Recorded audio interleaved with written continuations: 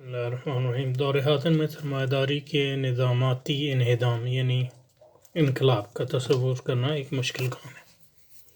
بالخصوص ان اسلامی گروہوں کے لیے جنہوں نے اپنی اسلامی جدوجہد کو جمہوریت اور دستوریت میں مقید کر لیا، کیونکہ دستوریت کا مقصد ہی یہ ہے کہ جدوجہد جو ہے نظام کے اندر رہے، تو دستوریت رکھی اس لیے گئی ہے کہ انقلاب جو بھی نظام ہے اس کے خلاف ممکن نہ ہو۔ تو اگر آپ کی جدوجہد جو ہے مکمل طور پہ دستوری ہوگی تو وہ انقلاب ہی نہیں ہو سکتی۔ دنیا بھر میں سرمایہ دارانہ نظام زندگی غالب ہے تینوں سطح پر: فرد، معاشرہ اور ریاست۔ اور معاشرتی زندگی کا محور اور مرکز سرمایہ دارانہ معاشی عمل ہے، یعنی لوگوں کی جو اقدار ہیں، لوگوں کی جو تگ و دو ہے، اس کا مرکز سرمایہ ہے۔ اور اس سے انفرادیت کی شناخت میں تبدیلی آئی، یعنی لوگ کس طرح اپنے آپ کو دیکھتے ہیں، فرد کس طرح اپنے آپ کو سمجھتا ہے، اور معاشرہ کس طرح اپنے آپ کو سمجھتا ہے، اور ریاست کس طرح اپنے آپ کو سمجھتی ہے، وہ یعنی حال اور مقام وہ تبدیل آ گیا، اور انسان ہیومن بینگ بنتا جا رہا ہے۔ ہیومن بینگ بنتا جا رہا ہے مطلب یہ ہے کہ وہ خود مختاری اس کی بنیادی جو ہے قدر بن گئی ہے، بنیادی موٹیویشن بن گئی ہے، اور اس خود مختاری کا بنیادی نتیجہ جو ہے وہ اس تگ و دو میں کہ اس خود مختاری کو جو ہے سرمایہ کے ذریعے جو ہے عملی جامہ پہنایا جائے، کیونکہ آپ کی جو خواہشات ہیں اس کی تکمیل کے لیے ضروری ہے کہ آپ کے مادی وسائل ہوں آپ کے پاس، اور تصرف فی الارض کو زندگی کے مقصد پر طور پر قبول کر لیا جاتا ہے۔ اور یہ شیطانی عمل ہے، کیونکہ جو شیطان نے آدم علیہ السلام کو فرمایا تھا، شیطان نے جو کہا تھا وہ یہ کہا تھا فوسوس الیہ الشیطان، شیطان نے اس کو وسوسہ دیا اور کہا قال یا آدم، اسے کہا هل ادلک، کیا نہ دکھا دوں تمہیں ایک درخت، جو درخت کیا ہے جس سے تمہیں خلد یعنی فنا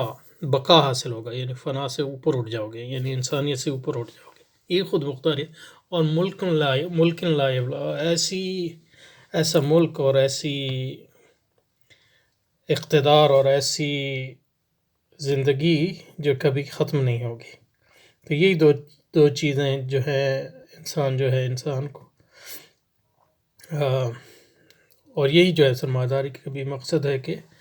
انسان کو جو ہے انسان کے جو فنا ہے اس کو اوورکم کیا جائے، اور ایسی زندگی کا تصور دیا جائے جو اس کی خواہشات جس میں مکمل طور پر پوری ہوں اور ان پر کبھی جو ہے فنا نہ ہے۔ امپلیسٹ یہی ہے ساری سرمایہ دارانہ تگ و دو میں، مضمر یہی ہے۔ معاشرتی زندگی میں مذہب غیر معقول اور اجنبی نظر آتا ہے، اور عمل کی توجیہ علوم اسلامیہ کی بنیاد پر نہیں بلکہ جاہلیت خالصہ کی بنیاد پر مرتب کی جا رہی ہے، یعنی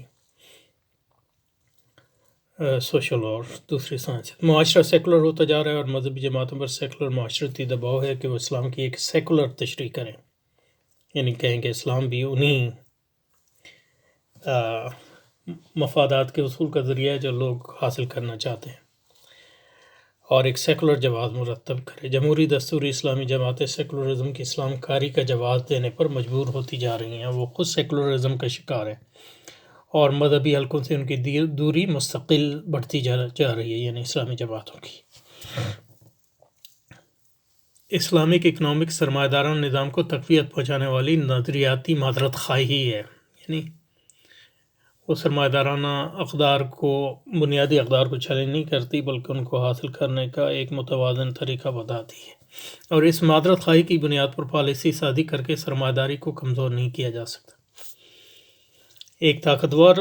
ہوتے ہوئے سرمایہ نظام میں اسلامی حکومتیں تو قائم کی جا سکتی ہیں، یعنی آپ کے پاس حکومت آ گئی، اسلامی ریاست، اسلامی نظام اقتدار کا بھی کام نہیں کیا جا سکتا، کیونکہ اسلامی ریاست اور نظام اقتدار کے لیے یہ ضرورت ہے کہ فرد، معاشرہ اور ریاست تینوں سطح پر جو ہے مکمل تبدیلی آئے، اور جو اسلامی حکومتیں قائم ہیں ان کو سرمایہ دارانہ نظام میں ضم کر لیا جاتا ہے یا حکومت سے محروم کر دیا جاتا ہے، کیونکہ سرمایہ داری کو اس سے غرض نہیں ہے آپ کس طرح کا نظام قائم کرتے ہیں، تاکہ مطلب یہ ہے کہ سرمایہ دارانہ مفادات کے سامنے آپ سد راہ نہ بنے۔ تو اسلامی نظام اقتدار اور اسلامی ریاست کے قیام کے لیے ضروری ہے کہ ایک ایسی معاشرتی حکمت عملی اپنائی جائے جس کے نفاذ کے ذریعے سرمایہ دارانہ نظام کمزور ہوتا جائے، اور اس کی بنیادی طریقہ کار جو ہے پہلے فرد کی سطح پہ، پھر معاشرے کی سطح پہ حرص اور حسد کو جو ہے کمزور کرنا اور انفاق اور للہیت کو فروغ دینا، جس کے نفاذ کے ذریعے قناعت کو اور فقر کو، جس کے نفاذ کے ذریعے سرمایہ دار نظام کمزور ہوتے ہوئے بالآخر منہدم ہو جائے اور سرمایہ دارانہ طرز زندگی اختیار کیا رانا مشکل سے مشکل تر ہوتا چلا جائے۔ نظام سرمایہ داری یعنی انقلاب اسلامی اور تعمیر اقتدار اسلامی کے لیے جو کچھ ضروری ہے اس کی کچھ تفصیل پیش کرتے ہیں۔ نمبر 1، پہلی ضرورت یہ ہے کہ اقتدار اسلامی کو قائم کرنے کی خواہش رکھنے والی جماعتیں سرمایہ دارانہ خیرات اور عطیات پر بتدریج انحصار کرنا ترک کر دیں۔ حقیقت یہ ہے کہ مغل سلطنت کے سقوط کے بعد سے آج تک اسلامی جماعتوں نے معاشی ادارتی صف بندی کی کوشش نہیں کی، اور یہ صرف اسلامی جماعتوں تک محدود نہیں ہے، بلکہ یعنی مدارس اور مساجد بھی مطلب چندوں پہ ہی چلتے ہیں ہمارے۔ اس کے لیے ہم نے ایک خود مختار، ایک انڈیپینڈنٹ معاشی نظام جو ہے وہ قائم نہیں کیا ہم نے۔ یہ بالکل ممکن ہے کہ ہم غیر سرمایہ دارانہ پیداواری اور تمویلی ادارے قائم کریں۔ یہ غیر سرمایہ دارانہ معاشی ادارے اسلامی جدوجہد کو خود کفیل اور خود انحصاری بنانے کا ذریعہ ہو۔ اس طرح سے اسلامی جدوجہد کے معاشی وسائل اور اقتصادی ساخت میں مستقل اضافہ ہوتا ہے، وہ سرمایہ دارانہ نظام کو چیلنج کر کے اہلیت بتدریج پیدا کرے۔ تو ایک ایسا معاشی نظام جس میں لوگوں کی جو بنیادی ضرورات ہیں وہ پوری ہوں، لیکن اس کی بنیاد جو ہے سرمایہ داری نہ ہو، بلکہ اس کی بنیاد جو ہے قناعت اور فقر ہو، اور اس کے نتیجے میں جو ہے آپ ایسے معاشی مراکز قائم کریں گے جو سرمایہ دارانہ معاشی صف بندی سے باہر ہوں گے، تو ان پر سرمایہ داری کی وہ قوت اور وہ غلبہ اور وہ